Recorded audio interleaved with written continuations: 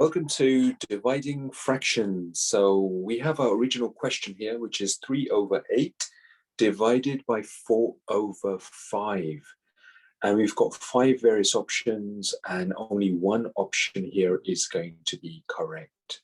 So let's work out how to do dividing fractions. Now, let's write this over. So first of all, just write up 3/8 exactly like it is.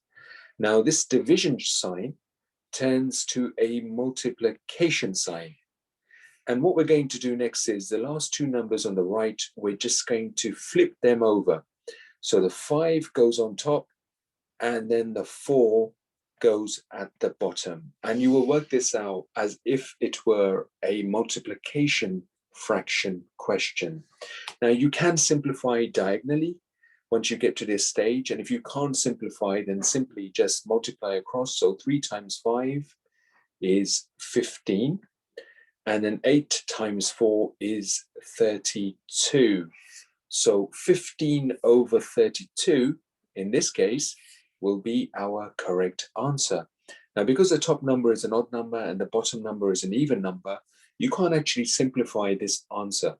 But there may be other questions here that you may need to simplify to move forwards with the rest of the questions. Let's give you another example. So let's do 3/6 divided by 6/8. Now let's work this out. Now, first of all, what we're going to do is we will write down 3/6, turn the division into multiplication, and then flip these 2 numbers over. So 8 comes at the top and 6 comes at the bottom.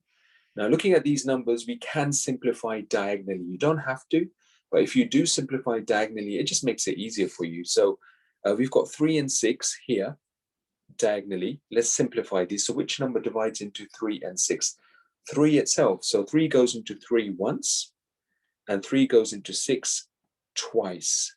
We can also simplify the other 2 numbers diagonally, which are 8 and 6. So which number can divide into 8 and 6? Let's try 2.